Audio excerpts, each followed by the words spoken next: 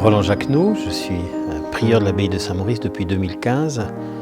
Je suis rentré à l'abbaye de Saint-Maurice en 1987 et avant 2015, pendant 11 ans, j'ai été missionnaire au Kazakhstan, en Asie centrale.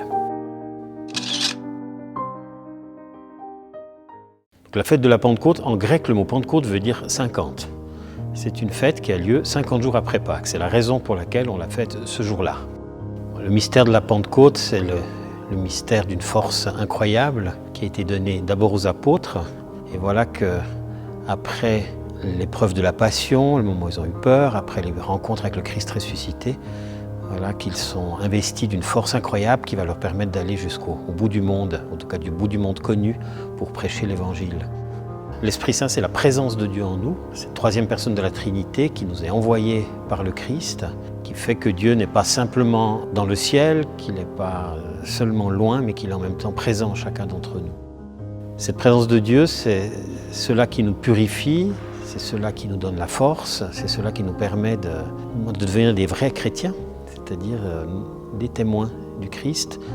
Je pense que chaque fois qu'on ressent la présence de Dieu en nous, on ressent l'Esprit Saint. Oui, je pense que l'Esprit Saint, c'est la force, la présence de Dieu en nous. Et c'est quelque chose que nous vivons du moment où nous avons la foi, du moment où nous avons conscience de cette proximité de Dieu. Tout ça, c'est l'Esprit Saint. L'Esprit Saint, ce n'est pas d'abord quelqu'un à qui on s'adresse, c'est quelqu'un en qui on va s'adresser à Dieu. Alors, invoquer l'Esprit Saint, c'est d'abord pour nous faire prendre conscience de sa présence. Lui, il est déjà là. Sacramentellement, l'Esprit Saint nous est donné dans les sacrements du baptême et surtout de la confirmation, il ne nous quitte pas.